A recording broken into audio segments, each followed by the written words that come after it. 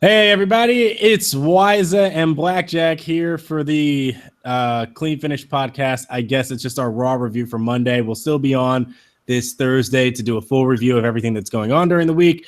Follow us on Twitter at It's21Blackjack, at Wiza Now. Tonight we have a show. It was Raw. There were things, they happened, and we'll go over all those things and kind of make heads or tails of, I guess, what was... He's going to keep repeating what happened. That's all I can call it. It's just things happened, and now we have to explain them. Was there anything eventful that... There wasn't even anything eventful. It's crazy. No, nothing. So I think we can skip around on this Raw. This won't be a long review at all. Yeah. So maybe we'll have time to do some Q&A. Yeah, to do some Q&A at the end, because we just breeze right past this thing. Okay. For anybody that missed out on the Clean Finish Podcast episode 3, it is on the Clean Podcast Finish YouTube channel. You just type in the Clean Finish Podcast and you will find it very easily. Make sure you subscribe to the channel so that you are updated anytime we go live for that podcast, which is, we're trying to aim for every Thursday night around 8 or so, somewhere around there. But yeah, make sure you keep yourselves updated with that stuff. Now, Wiza, why do you have a Spanish gimmick on Twitter with this YouTube thing, though? I do? Yes. What do you mean? It says inicié una transmisión en directo en YouTube.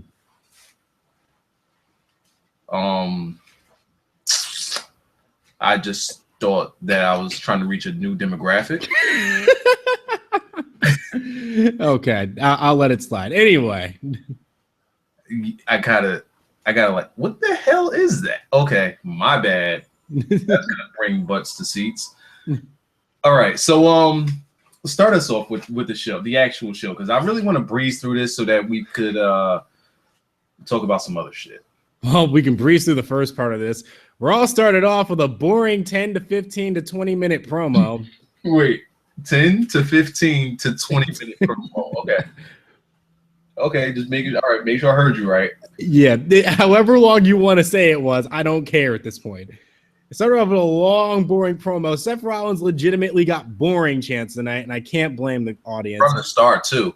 Yeah, but it's not even really him, because you could put anybody out there. It's any opening promo that they do is just boring. When he came out and he was doing that, the only thing I could think was, what are they doing this? Like why are they doing this to Seth? I have no idea. Like, it's not as if it's like, okay, go out there and let's see if you get over. No, they know that it's supposed to tank. Yeah. And he just keeps sending them out there over and over and over. Especially if the idea is that you're trying to turn him face. This is not helping. I don't even think that this gets like good heel heat. This is more so like, just stop with these open and show promos. Right. So that is getting is not on him. Yeah, no, it's on like production almost. Yeah. Like, I think at this point you could put, I want to say you could put Daniel Bryan out there and it'd still just be like, all right, let's get. Like, after the first 2 minutes, you'll be like, all right, let's just get through this. Hey, where is wrestling? I came here for that. Anyway. I remember when they did open a show with him, it was good to start with, and then it just dragged, and it's like, all right, come on, let's go to the next part. Mm-hmm. That was when they started yesing in Triple H's face after they lost that Survivor Series. Yeah. Anyway, so Seth talks forever. He talks about being the man. He talks about how he wants his statue back from Sting. He's really making a big deal about the statue. There was a point tonight where he obsessed so much about the statue that I'm just kind of like, you have 2 championships, dude. Do you really give a shit about this statue? Is this statue really that big of a deal? I mean, he wanted to be next to Bruno and Andre and Ultimate Warrior. I guess, but anyway. So yeah, they go on and on and on until he's cut off by Sting, who's backstage in the dark with the statue, and he's just here saying, "Hey, you want it? Come get it." And that's how we started off Raw. Okay. So next we got a Divas match. Yep. Between Paige and Sasha. Kind of crazy how somebody who almost got squashed in a minute 40 is now having a 15-minute match. Well, she didn't almost get squashed. I don't think that was. She wasn't about to get pinned or anything. I know, but to think that Paige hit her finish and then was going to try to make her tap out with the PTO. I mean, the suggestion is almost, hey, you're going to get beat in about a minute 40, even though I know she didn't get beat and that the plan was that she was going to survive, but still, you know. Anyway, match was actually decent. Do you say that because it was Sasha? No, it was just decent. If it was, if I said this because it was Sasha, I'd be saying this is the greatest match ever. No, this is. I got absolutely nothing out of this match. That's why I just said it was decent. It was just decent. It was whatever. How do you feel about Sasha in the ring so far on the main roster? To me, she just feels she feels completely different. There is a style. I feel like the way that they wrestle on the main roster is that they call everything. So it's just done there. Whereas in NXT, because one of the things that I always gather from Sasha is that she understands her opponent. Like when she was on the podcast with Jericho, she talked about how, like, I love wrestling. This was even before like the match with Bayley. She was like, I love wrestling with Bayley. With Charlotte, I know I can just, we can be as fierce as we want to. And with Becky, I know that she's going to always like put on a good show. So she understands what each person brings to the table. And they've probably rehearsed that match so many different times. Not even the match. They probably rehearse spots over and over and over again. So they understand like what they need to do, why these things are happening, and they all connect together. These women just feel like, and maybe this is just a WWE thing, because you can say this for almost any match. It's just, we have to hit these spots because these are our moves and we need to showcase them. No psychology, nothing. Just hit these moves and let's call it a day. It feels soulless. This is soulless wrestling. You know what it is? I think I was thinking about it as you were talking. Go ahead. And I think that the difference that we're getting here with Sasha is, or the reason why she's not coming off as she does in NXT, because she's trying to have the same demeanor and the same persona, but it's just not clicking the same way. And I think it's because it's on NXT, you get that intimate crowd. The camera's more intimate with what's going on in the ring. There's not like 1,000 different angles and all of this. It's just everything is more intimate.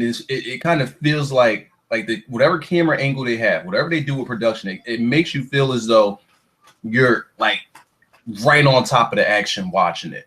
Okay. And on Raw, it's like all over the place, right? Yeah. So I agree.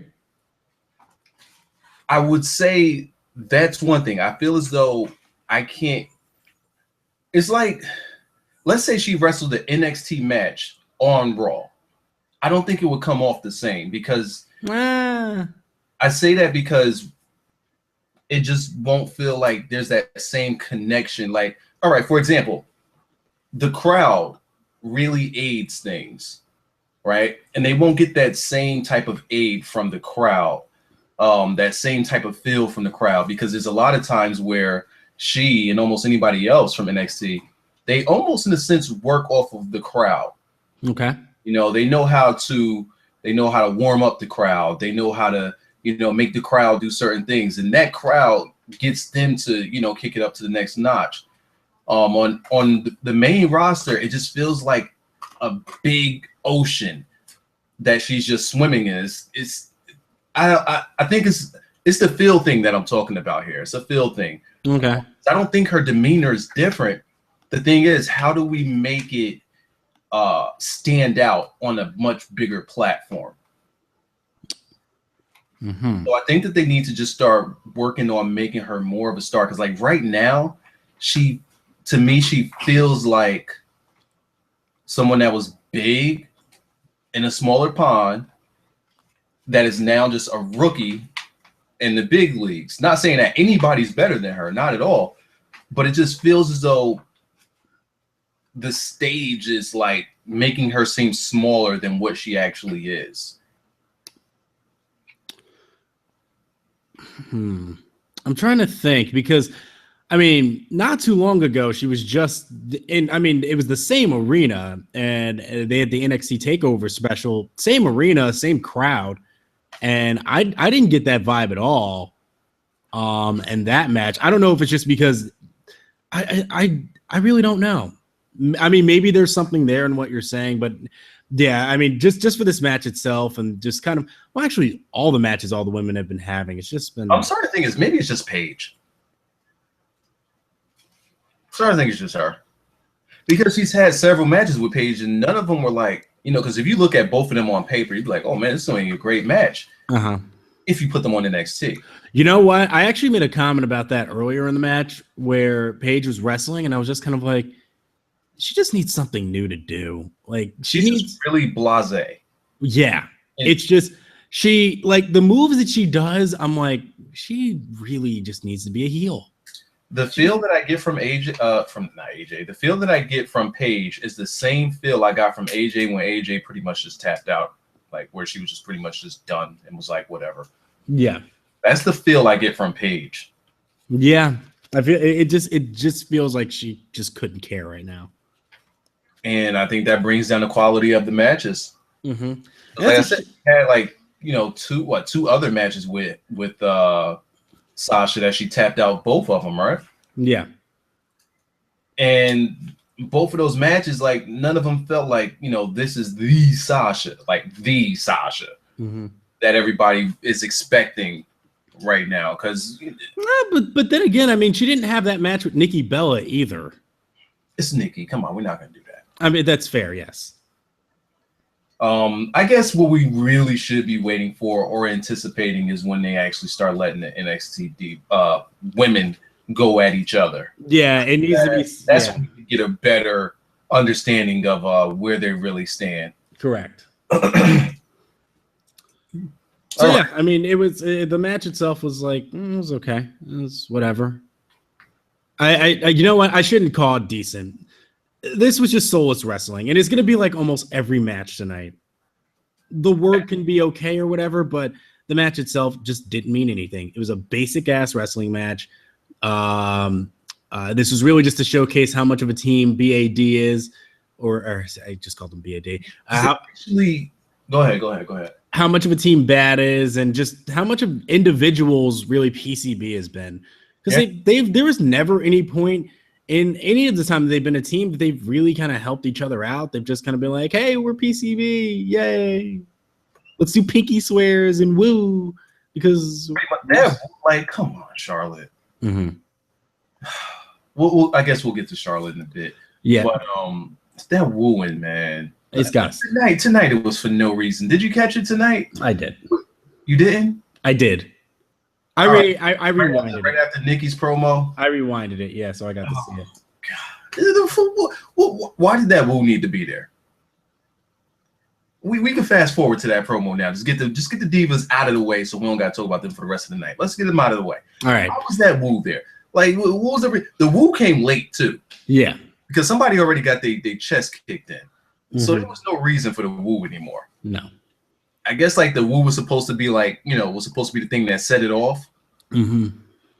And who was it that kid? That was Paige. Mm-hmm. That was Paige. Yeah, Paige already kicked what's her face's shit in, and she's just like, woo! And I'm like, it just did. Why are you so late on this? It didn't fit. Oh my goodness. I kind of just want her to never woo again. Mm-hmm. It's so funny. They spent all this time in NXT trying to get her out of her dad's shadow just so she can go right back to being in her dad's shadow. Yep. She looks different now in the face, does she not? She looks more Flair. She looks more Flair. I see her hair covering her face more or something, but she just well, here's what it is. It's all the women. They're making them wear these ridiculous like weaves, and their hair. They look like they have Super Saiyan long hair. It looks terrible. And then Charlotte now looks like she has a giant mop. She's been wearing this for her hair covers her face completely. Yes, she's been wearing this hair for like a month now. She has like, it's probably been longer than that, but I really started to notice it on the main roster. It's just a giant, like, it's like mop hair. If you look at a mop, okay, I want you to like a mop with like the tassels and stuff on it. That's Charlotte's hair. I cannot. I'm kid you not. That is Charlotte's hair. They spray tanned her to death too. Yeah, they just. It's just so funny to me.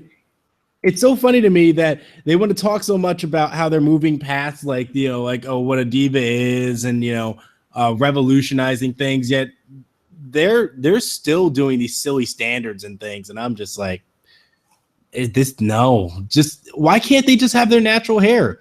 You don't put extensions in the guy's hair, so why are you doing it for them? It just makes no sense to me. The thing on NXT that, you know, part of the reason why not just the women but everybody on NXT gets over is or the thing that feels different is the fact that they actually are different. Yes. And they bring the women up to the main roster, and it's like even though they are all different, they try to fit them into the same. Like, why? What's the reason in giving them all this crazy long extensions in their hair that comes down to like past their butt? Yeah.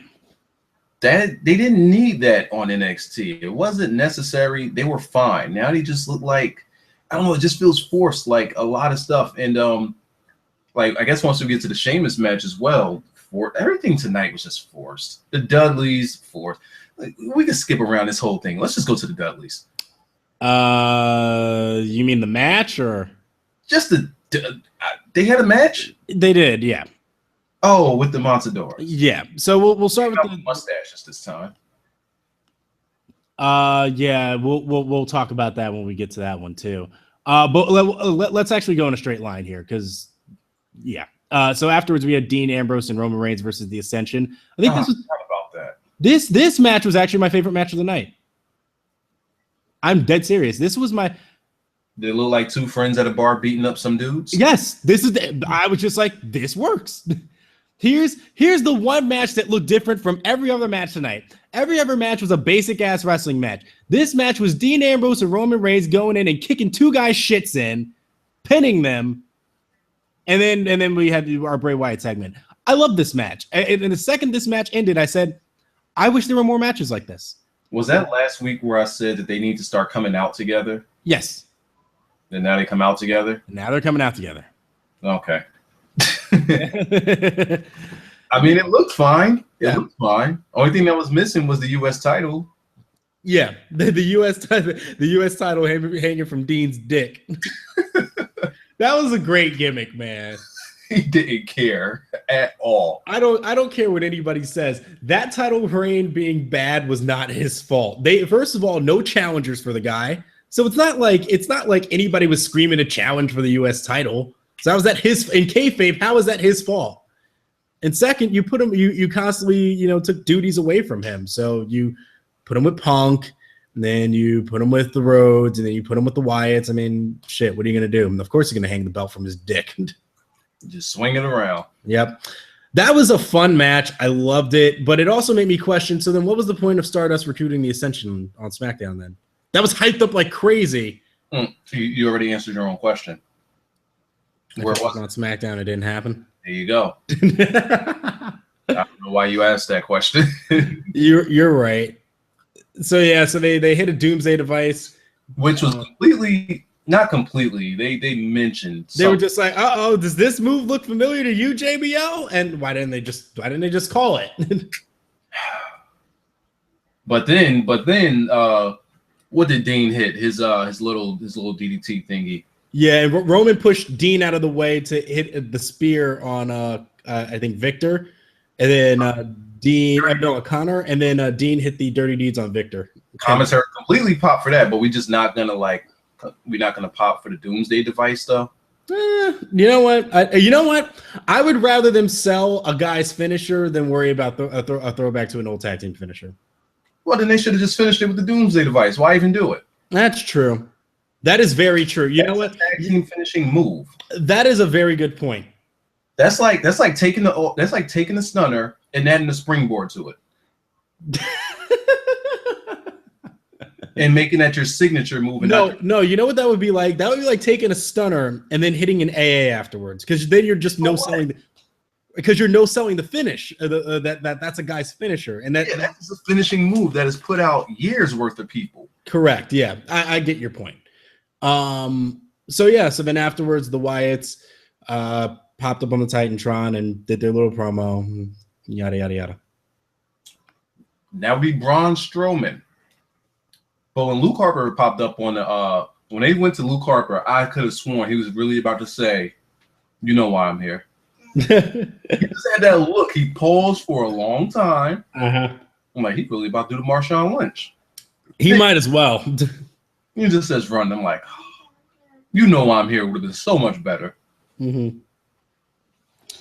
So after that, we had, oh my God. Oh, so right, I forgot. So they did a backstage segment with the Authority where Seth Rollins is kind of somewhat berating Stephanie and asking where Triple H is. Triple H pops up behind him and says, yeah, I got an idea. Sure. We're going to put you in 2 matches tonight. You're going to go up against Ryback in a champion versus champion match. And then we're going to pair you with the New Day. And you're going to take on John Cena and the Primetime Players. So they start off with Ryback versus Seth Rollins in what was the most boring match of the night. Really? Oh, my God. I could not wait for this match to end. Well, there was no Nikki match. You know what? This might not have been the most boring match of the night, but God damn it, this match was unbelievably boring. I take it back because I forgot about the match that came after this. Babyface Ryback giving a kid in the crowd his belt, then completely snatching it from him when he after winning the match. By the way, I forgot we did no sell this. Before that, promo backstage with Ryback, he's staring at a cue card. Oh, see, I probably went. Yeah, as a matter of fact, I was cooking during that time. I mean, he was burning a hole through this cue card and reading it. And he said a line where I can't remember what the line is, but he said it and then he flubbed it and then he said it again. So this is something I need to go back and see? Yes. I need to find a way to see this thing? I swear to God, Wiza, you can almost see Ryback. So you can see it's like Ryback is reading this off a cue card. I made a joke on Twitter and I said about Ryback's promo. I'm like, I'm reading a cute card because he flubbed it. So I said a cute card. And I said again, reading a cue card. Because that's what it felt like. Man, everything is so micromanaged. It just blows. Just like, remember when Ryback was just slapping his head and calling people stupid and sticking to his guys' ears? Just let him be itself, man. Down people's shirt. Why not? Why is he giving championship belts to little kids Make-A-Wish things like this? You know what? Actually, let me not bury that, because we always talk about how they say John Cena is the only one who does those, and they gave Ryback an opportunity to do that and showcase it. So you know what? I will give him credit for that one. But still, can we let this guy just be himself backstage?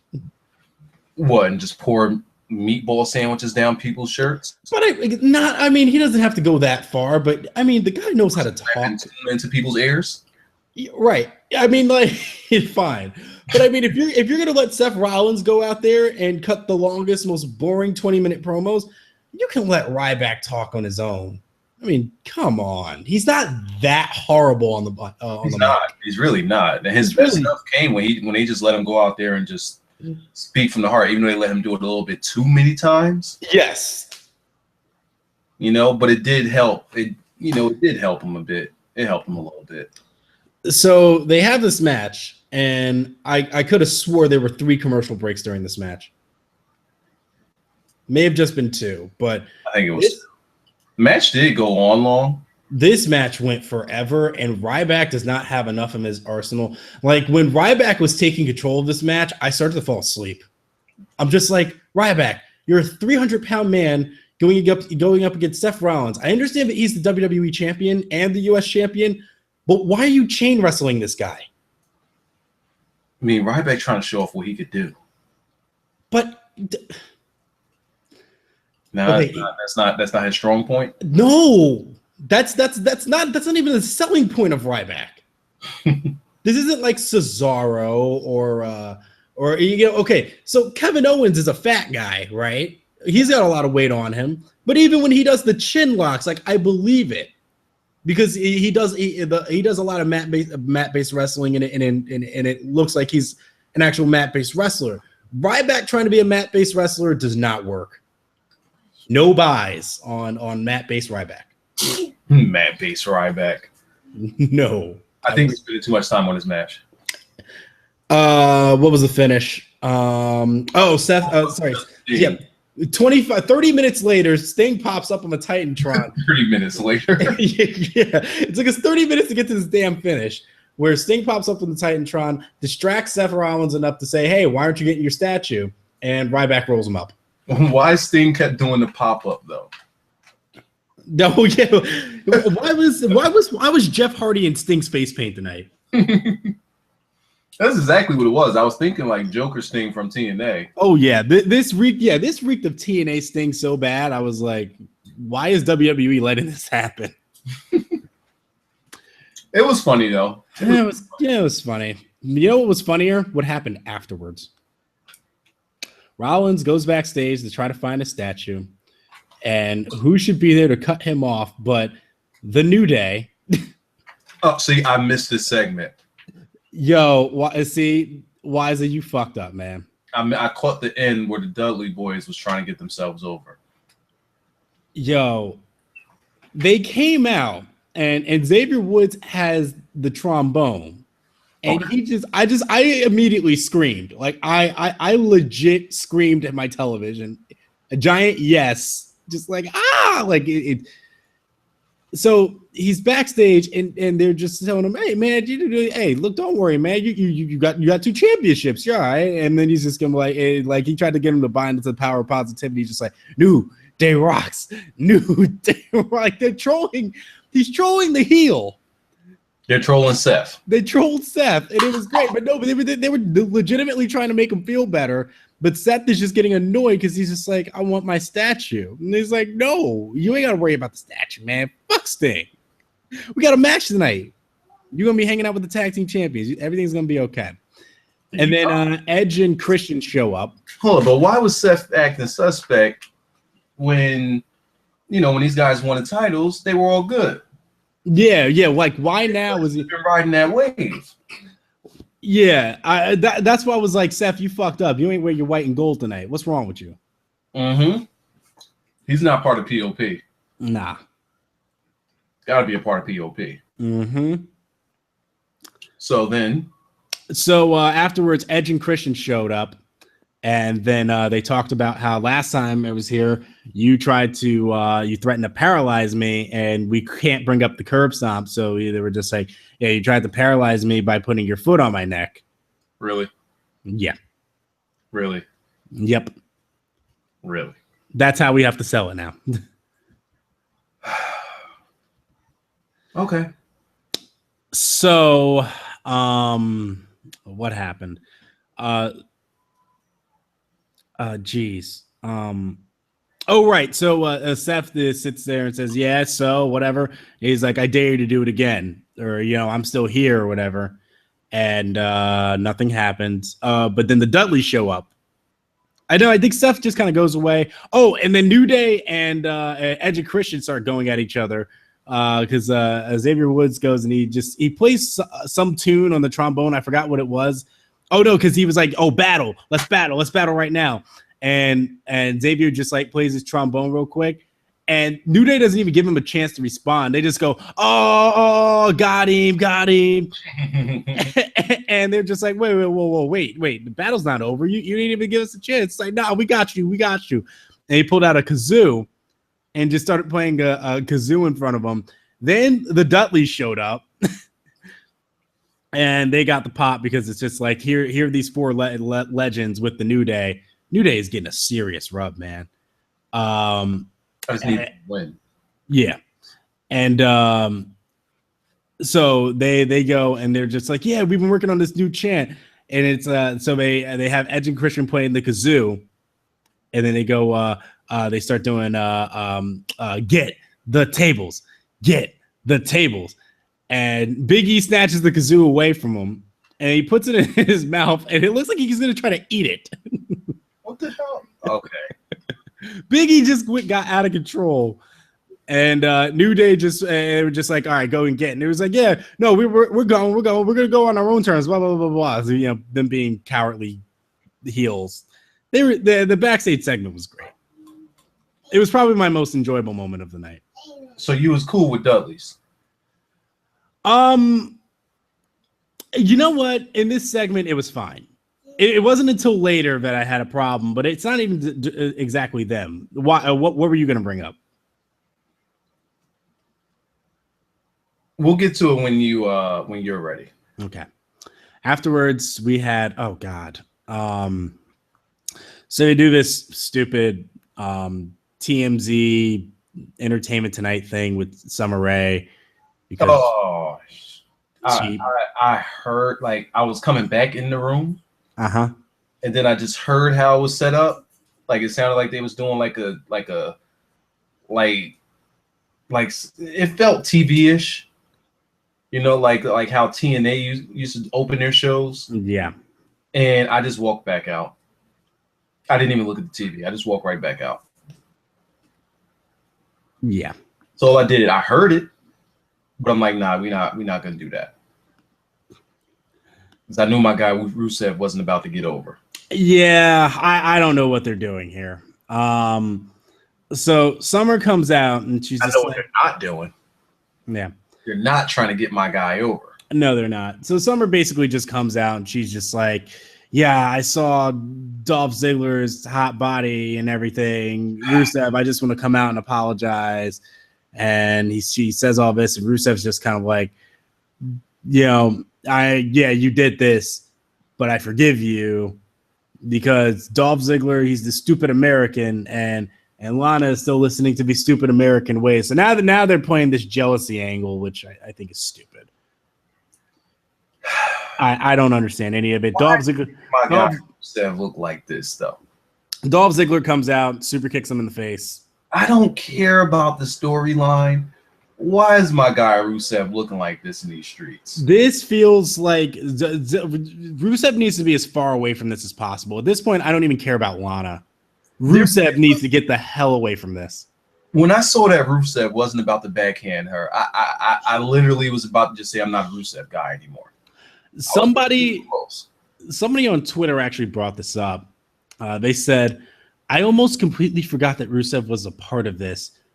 I just need to see Rusev accolade Summer and just get this over with. And I was like I couldn't agree anymore. This dude was glistening. Yeah. He's like, oh, okay, that's all right. All right, cool, whatever. She said this guy had a sparkle in his eye, and that's cool. Yeah. Who is supposed to get over here? I don't know. No, seriously, who is supposed to get over here? I have no idea at this point. Is Ziggler supposed to get over? No, he's going to be turning heel. That's the direction it seems like they're going. Is Lana going to get over in this? It feels like they gave up on her. Yeah, they've completely stopped anything with her. Summer Rae feels like she's going and just it's exactly where she was a year ago. Summer Rae might be the poison to all storylines that involve. Summer Rae is just playing the role of slut. That's always does. In those storylines where her actually never go anywhere. That's always what they do. And I don't mean that in a I'm calling her a slut thing. No, that's how they book her. They book her as a slut. That is essentially her role. If you think of anything she's done on the main roster, there you have it. There you have it. Anything she's done on the main roster is always buddied up next to the next guy. Yep. I've talked enough about this. I've talked enough about this. Fine for me. Afterwards, we had Randy Orton versus Sheamus, and I've seen this match so many goddamn times. When is he just going to RKO him? Here's the one thing I got out of this match. Oh, you got something out of this match? Yeah, I got something out of this. Okay. Look at their facial expressions as they wrestle each other. They just don't give a shit. Not only that, but the thing that I get from their matches is this. And I saw it tonight on Sheamus's face. It looks like Sheamus looks like he legit wants to do more with the matches. with this match in particular, or with his match with Orton. But if you just look at his face, it looks like he's forced to hold back. Because like there was times during the match where, like let's say he hit a move and he gets up and he looks like he really is about to go in. He's like, PG fella, got to slow down. He just looks like that, and and then once he has that look in his face, it just looks like the whole tempo that they're trying to establish just goes right down the drain because they're not. He knows that they're really not going to do anything. It just and it feels that way too. It feels like they're just not supposed to do anything. And why do they keep giving us this match when they know that everybody hates this match? it's like they know it. It's some people are supposed to be heels. I don't know. It's like you know how some people will say, "Oh well, WWE is trying to do this to piss off their fans. It's genius." I'm like, no, it's fucking stupid. There's nothing genius about this. This is dumb. Why would you book this match? It's every Randy Orton and Sheamus match you've ever seen before. Every time. And to a point where I even joked on Twitter where I and it's not even joking, I think it's serious. You know how Sheamus will always, like, Randy Orton will seem like he's making his comeback, and then Sheamus will just hit like one move and it kills his momentum. I literally said on Twitter, you know, how there's no such thing as a momentum killing move in this match. You can't kill that would imply that there's actually momentum going on in here, and there was zero. The crowd wasn't behind this. The two guys in it just didn't seem interested. Yeah, I'm starting. They're just not supposed to be. Right. It's just at this point they're like, fuck. They said go out here for 20 minutes and wrestle, and they're just like, I don't want to. How the crowd reacts to them, they know it, and they still put them out there together. Mm-hmm. Why? And it's not like they're giving them like time, like in between weeks. No, they're doing it every week. Every week, these two are bumping heads with each other, and this has been going on. This is month 3. Yeah, like why hasn't Randy Orton gotten over this by now? He's beaten the man so many damn times. Why is he still mad at Sheamus? I guess. Why does Sheamus still care about him? Maybe he needs a sparring partner. I guess. Let's move on. Randy Orton's like, I'm bored. Let me face Sheamus. The one key thing that we're missing here is that Randy Orton was spotted backstage with Dean Ambrose and Roman Reigns. We're just chilling out. Like they were literally hanging out around a cooler, like one of those little those coolers that you put like ice in. You dump a whole bunch of ice in and put beer inside. They're just chilling out by like one of those little coolers. Roman Reigns is sitting on it. Dean Ambrose is leaning up against the wall. They're in a hallway, and they just see Orton passing by and talk to him real quick. So after the match is over, apparently I missed part of this and then I rewatched it. The Wyatts came out, attacked Orton, and took him out essentially. Yeah, that happened right after the match. Mm-hmm. I thought, like, what I thought was about to happen was, you know how a match ends and then like somebody's theme hits and it's like they're not supposed to intertwine with one another. It's just because they rushed their entrance. Okay. Maybe it felt like that. So I thought like, oh, the Wyatts are coming out. They're not really here to mess with anybody. Mm-hmm. Maybe Orton's just going to walk right past him and act like nothing happened. Nope. Get punched in your shit. Mm-hmm. But he got super kicked by Luke Harper, I believe. Yeah, Luke Harper super kicks. Well, yeah, he's the only guy there that throws one. And, you know, they beat him up after that. And I'm sitting there like, what the heck happened? So I missed that water cooler spot as well. Well, not as well, but I missed that water cooler gimmick. Didn't really care for it. Because somebody said, hey, the Wyatts are going to attack anybody that Dean and Reigns, have crossed paths with or talked to or whatever. So I'm like, oh, so John Cena too. I remember him wanting to be in the Shield. Yeah, like, and then I immediately tweeted you. It was like, no, Bray knows better than that one. You're right. Bray's like, nah, we're not. Braun Strowman far away from that guy. Yeah.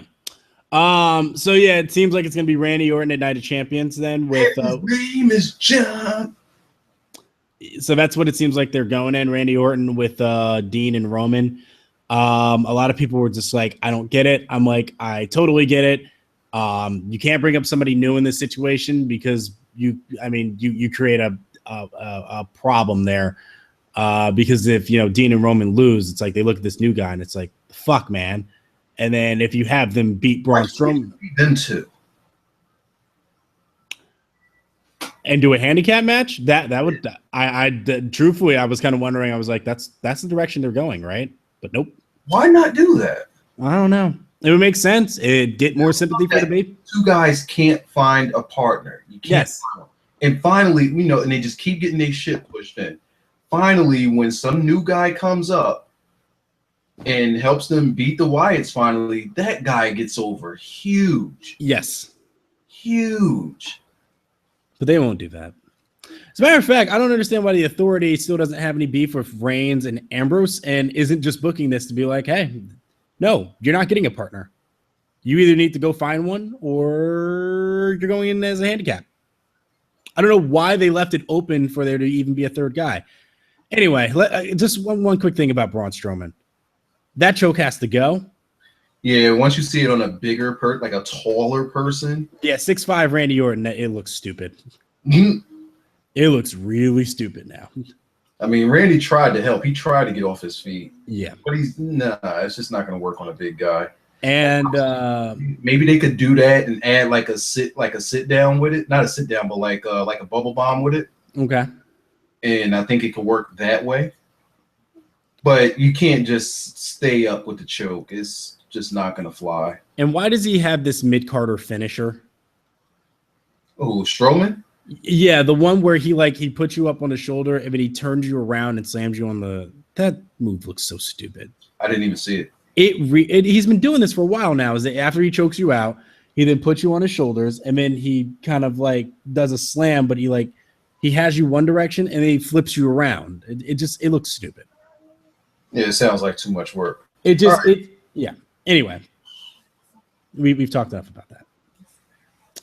What was after this? Yeah, because I was only thinking about going a half hour. Dudley Boyz, Los Matadores. Oh yeah. Yeah. Los Matadores essentially just get killed. Not only that, but El Torito. There's a miscommunication. Yep. So the Jabadores, they got upset with El Torito, kicked his shit in, told him worthless. And then the Dudleys decided, hey, they're being mean to that guy. We should go get tables and put them through it. So before we talk about the Dudleys a little bit here, and I have no idea what Blackjack wants to mention about them. Okay. This would have been the perfect time for New Day to come out. Yeah, this is my big beef here, is that they do get the table spot, and I'm like, why hasn't New Day's music hit yet? Like, no, you ain't getting no tables. No tables. Yeah, that spot. Yeah, it was funny because after the podcast, when you asked me how does the New Day get heat, remember I tweeted you on Skype. I'm like, because after the podcast I was like, I don't know. And then afterwards I started thinking about it. I was like, they really need to work this save the tables thing.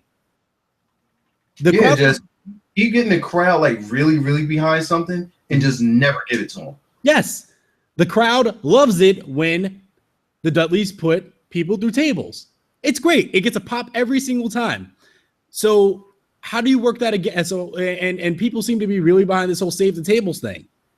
So what do? Instead of having New Day go out there first and have them do save the tables and then be like, this is the only table, we're saving it. What you do is you then present the Dudleys in a way where they're going to set up for the tables and they have the table set and they're about to hit 3D or whatever. And then New Day comes rushing down the ring, breaks down the table, saves it, gets the heat. It's so simple. No table for you. No table. And then guess what? The crowd's gonna boo. You got Biggie making this crazy face. Mm-hmm. It works. So, what'd you have for the Dudleys? I didn't like that their idea of we're gonna put these. Oh, I guess it's a babyface thing. Never mind. That was gonna be my one beef. But yeah, I did hear rumors that Los Matadores are getting a repackage. So that was again. I mean, are they getting a repackage as Primo and Epico now? I don't know. I guess they're just dropping the whole Matadores thing because it's stupid. I remember you and Smalls thinking that was actually going to get over. No, that was Smalls thinking it was going to get over. remember both of you like really on that thing. No, I remember. It didn't suck. No, I remember specifically that I hated the idea of the Matadores. I thought that they were good workers, but that this gimmick was never going to get over. Ever. Nope. Yeah, you need to add another ever in there. Yeah. I think my big problem with it was that they stuck them with a bull, and I was like, yeah, this is where it ends. This right here is where it ends. That bull right there is gonna absolutely make sure that this never gets over. Because El Torito is gonna get over, but they're not. Yeah, he's getting over more than they are. Mm-hmm. My problem that I have with the Dudleys so far, is, and it kind of cemented it when they did the backstage segment. And again, I only caught it at the tail end, but. All right, so New Day is the champions. The Dudleys, they come in, they get their win against New Day. Don't like that. They get their win against primetime players. Don't care for that. Then they get their win against the Matadors. I don't really care for that. But all right, I don't have a problem that they're making them seem bigger than everybody else that's there. I'm fine with that. But just the way that Bubba comes off, not so much Devon, but just Bubba, the way that he comes off, he just it's one of those like, you guys aren't on my level. Like get out, like shoo away. And how do you say that to the champions though? Yeah, I just feel like they, when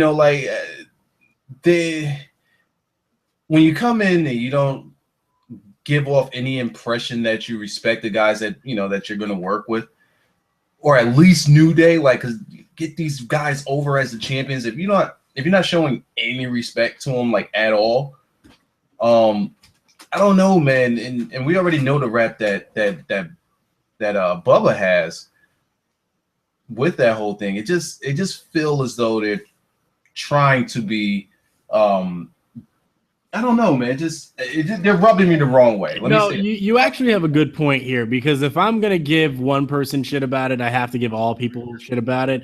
That is actually a great point, because it kills reasons why you should want to watch the match. They're right now, I feel like they're the champions. Right. Like, why don't they have the belt then if they're so great and they don't put over? Another thing, later on in the show, well, at this point of the show, they was like, the Dudleys have a title shot at Night of Champions. But they put over the fact that somebody else has a championship match before them. Yeah, and then they said up against the winners of primetime players in New Day. Wait, New Day are the champions. Yes. Why are you no-selling them?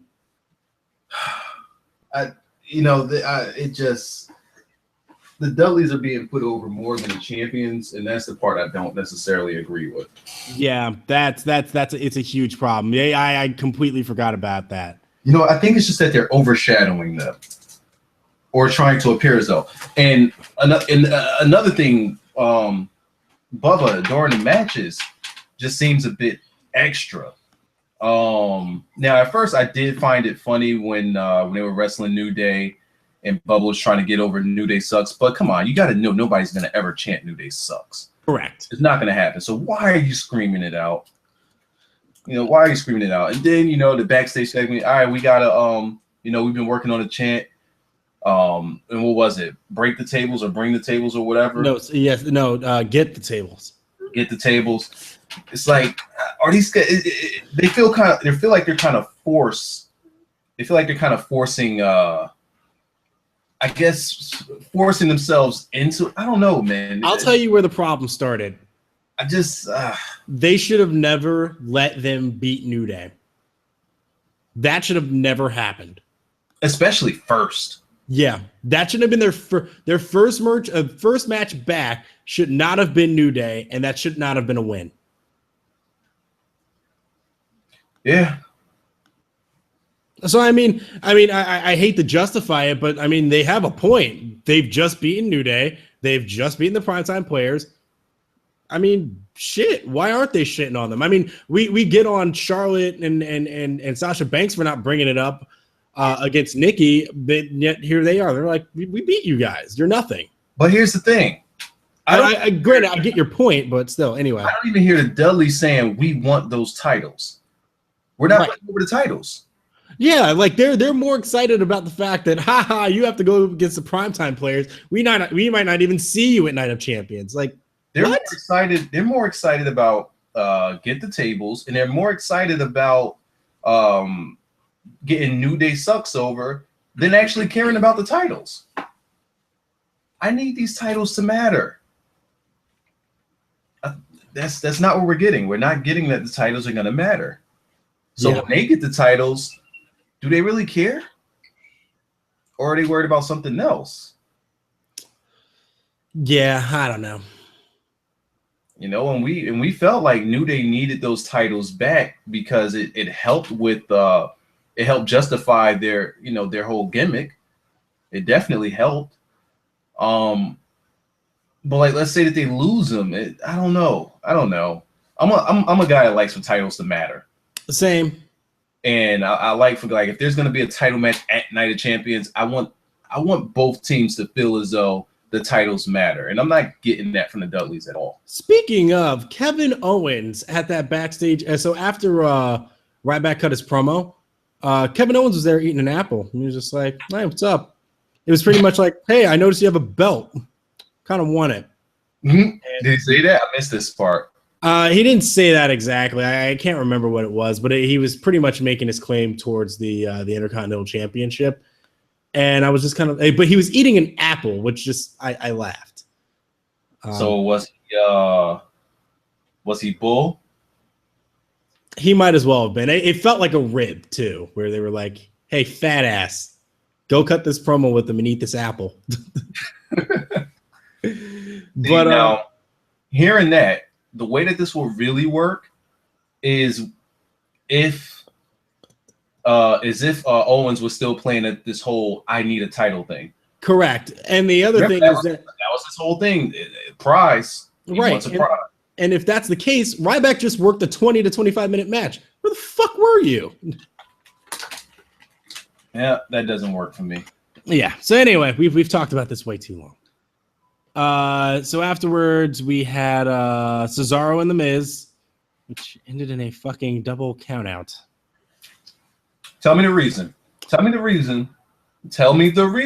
Because we don't want Cesaro to get over.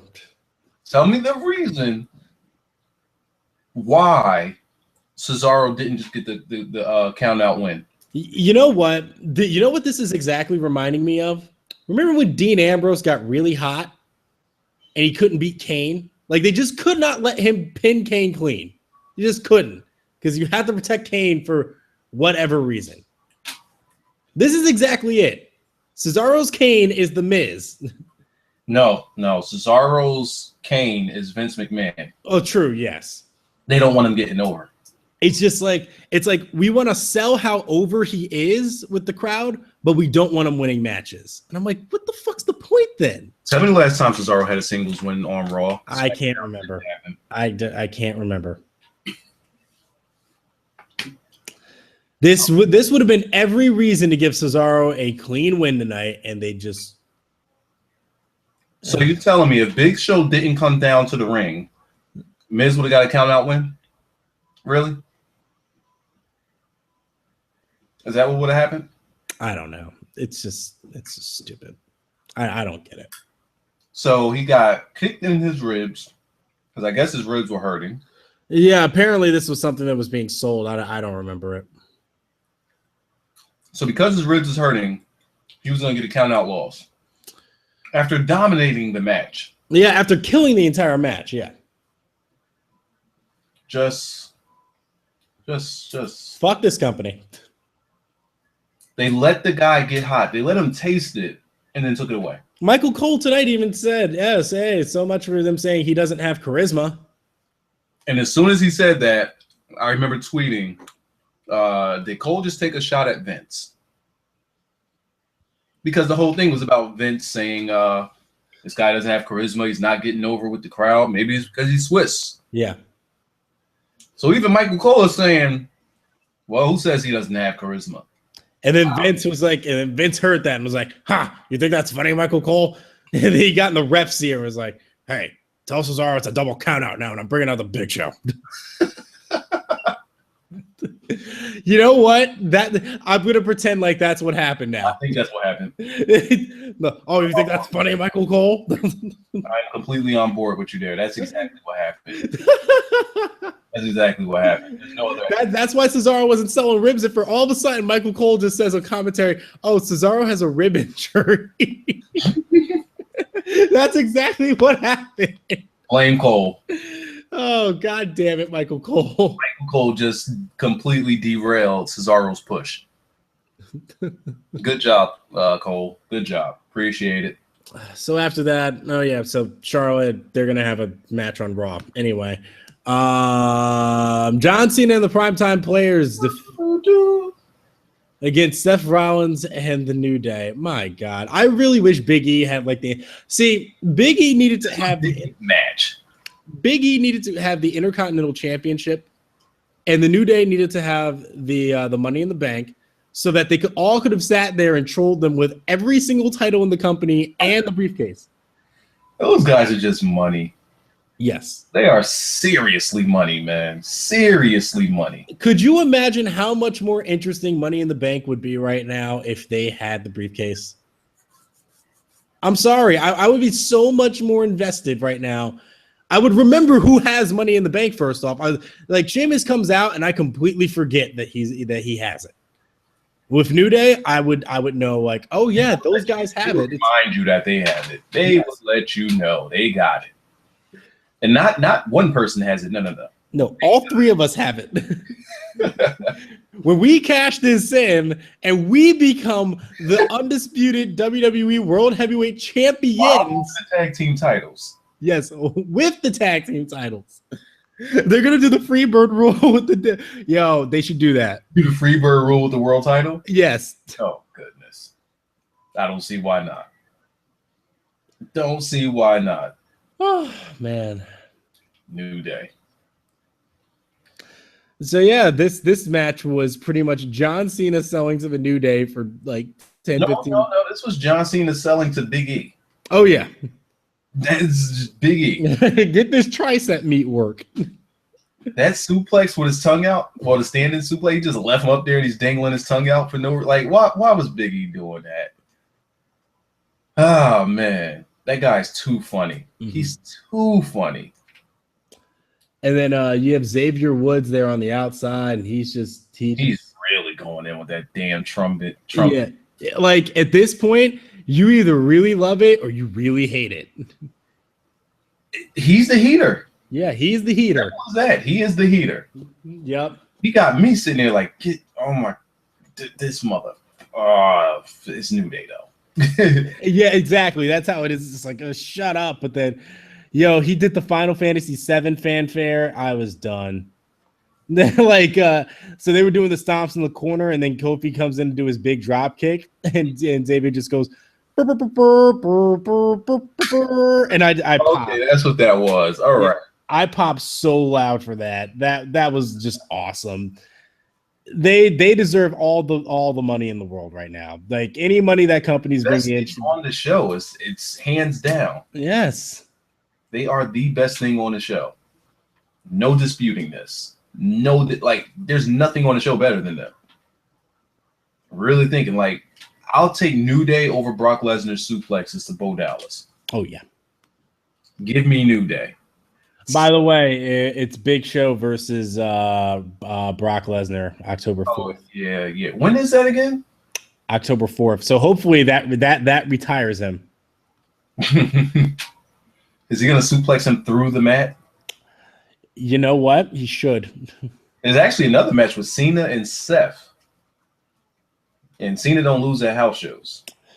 Yeah, I mean, but that's the thing. It's a house show, so I don't take it seriously. Is there a title up for this? No, it shouldn't be. I don't know. Might have to double check. Might have to double check. See, but then if it is, then there's going to be a fuck finish. All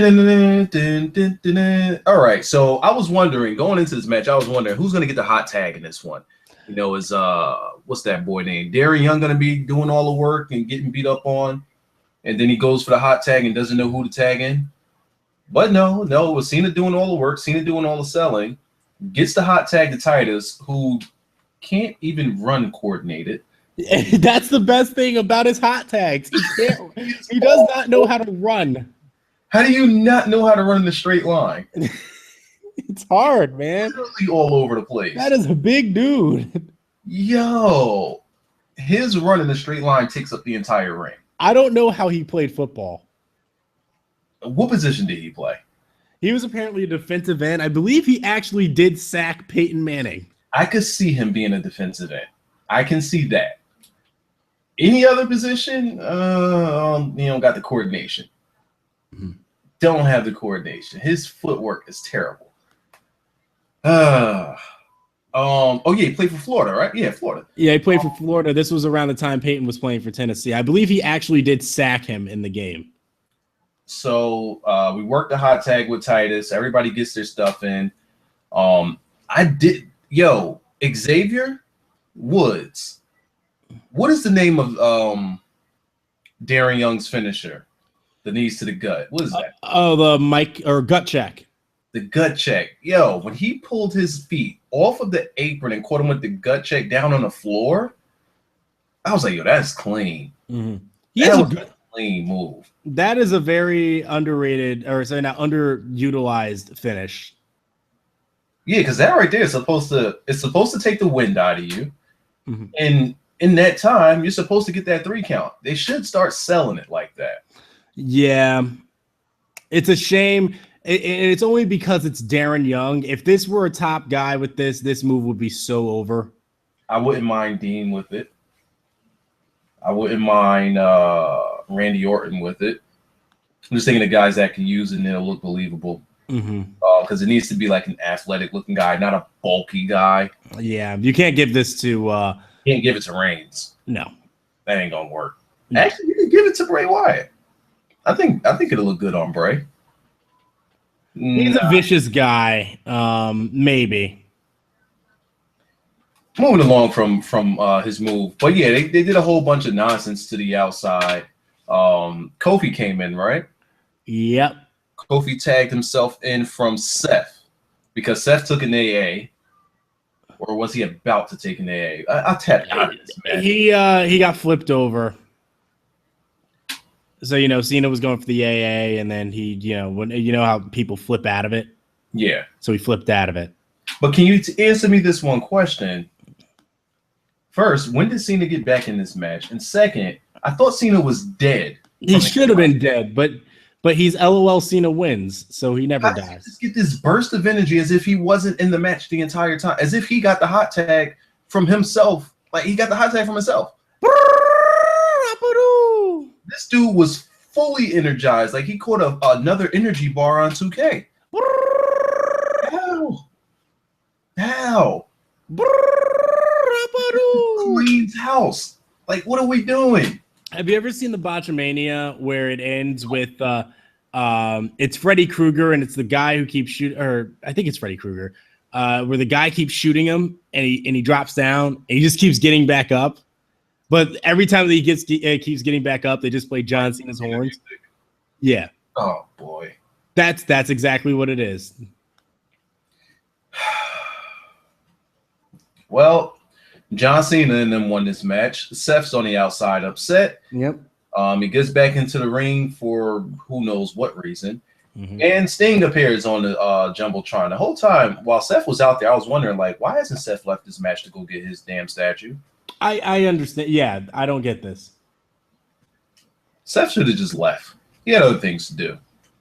I don't understand. Yeah, like even during the Ryback match, I'm just like, why didn't you just go and take this match doesn't matter to you. Yeah. Just leave. Yeah, just leave. Go get your statue that you cried and wanted to. Like you care so much about wrestling, yet you're not going and getting the statue that you're whining about either. So that happened, and Sting turns on the lights, lets him see that his statue is next to a garbage truck. And bye-bye Seth statue. Yep. Close off Raw. That's the show. Yeah, Raw wasn't all that good. It was whatever. Didn't give us much to work with. Nothing big happened. Nothing we could even really sink our teeth into. No storylines really developed. I guess the Wyatt thing, if you want to say that was some storyline development, but I really can't say that. Yeah, I have nothing for this Raw. Yeah, it was just things happen. Go home shows next week. So, we got to plug the channel in once again. Clean Finish Podcast. It's on YouTube. You can go find us. Oh, I can probably actually now update the URL. Let me see if I can do that. Because if I can, you can just go type in. Yeah, because then you could just go ahead and type in youtube.com/Clean Finish Podcast. Let me make it a little easier for everyone. All right, so we'll take questions for the next 5 minutes, and then we're getting the hell out of here. Yeah, because I don't have much to. You go ahead and start doing the question stuff. All right, leave them in the chat. I'm keeping the eye on the chat. Drop a like on the video for hanging out with us. Pat yourself on the back if you've been here the whole time from start to finish. You could give yourself a like as well. All we request is one like from each person, and that'd be good. As we wait for the questions to come in, you guys have until 12:35. I swear I will close this whole damn thing. So yeah, leave that in the chat. Blackjack's updating the podcast channel. Yep. I would say maybe I should link that in the chat, but not in the chat, but in the description. But that feels like it's too much work. That'd be too much work, right? Maybe. What are your thoughts on Kana? I've been watching a few more matches of her. Okay. Other than the one that we saw together, where we were like, well, what about this other chick though? Yeah, other chick was clean. Yeah, I've actually seen her work. She, if she starts kicking people, that's the end of Brie Bella kicking people. Okay. That will be the end of it. So she got the Daniel Bryan kicks? She will kick your shit in. Okay. Yeah, she's a very good in-ring performer. Very, very, very like not rough, but she wrestles rough, not like she's rough to watch, but strong style. Strong, yeah. So compare the matches you saw to the match that we saw with her and the chick in all black. Was she just much better in these other matches? I wouldn't say much better, but I think in that match or is she like a polished WWE style, and that's probably why they went after her? Like, what's the deal with her? No, she actually wrestles the strong style, and I think she's gotten tired of that and just said, I want to do something new and go to WWE. I think with her, a lot of the matches that I ended up watching with her, she sells a lot, but when she ends up like actually getting off offense, she looks good. And if you're watching the matches where she's selling a lot, then yeah, they're gonna get boring. Cena. Yeah, when she's not John Cena, she's good. Okay. Oh, more questions. Yeah, I was kind of waiting for you. I was fixing up the title's ass right now. All right. I'm skipping that question. When will Cena change his finish? When will Cena change his finisher to the Spirit Bomb? To the Spirit Bomb. Dragon Ball Z reference. People. At this point, yeah, he might as well. Why not, right? Mm-hmm. Bo Dallas is about to be repackaged. How do you feel about the PWI ranking Seth #1? PWI rankings don't matter. At all. We're just gonna leave it at that because they have Roman Reigns rated over some people, and it's like, all right. Hey Wiser, you know why a veteran like Samoa Joe is thrown in NXT and not on the main roster? Do you want him to be on the main roster? Yeah. He's got enough problems in NXT. Like, you want him on the main roster? I think we're better off leaving him on NXT. And I'm not saying that to spite Joe. I'm saying that to spite the main roster. Oh, yeah. Because he'll come to the main roster and you will hate him. And you will hate main roster. Nah. Just no. Better off there in NXT where he will be happy. When will Cena change his finish? Oh, did it again? 2 times? Yep. Damn, why does it get it together? No, he said it twice. Oh. Where are we? I'll catch y'all on Thursday. Okay, Felonious Monk. Who do you think will be the next Intercontinental Champion after Ryback? Big E. Kevin Owens. Or him.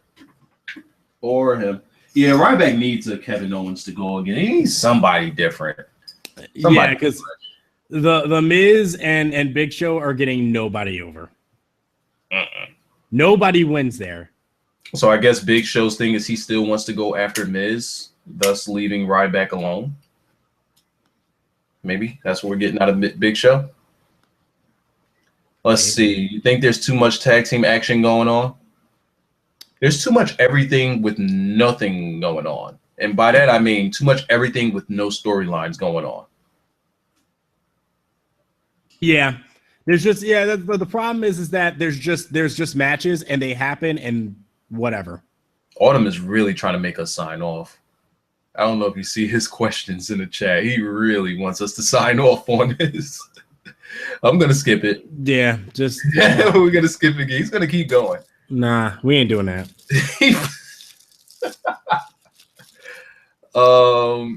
Let me see. I'll smash... Oh, boy. Let me look at Twitter. Maybe there's something on the Twitters. Yeah. I'm refusing to read Autumn's question. I'm refusing. I am dead ass refusing. Oh, fuck. I don't think we have a choice but to sign off on Autumn. Yeah.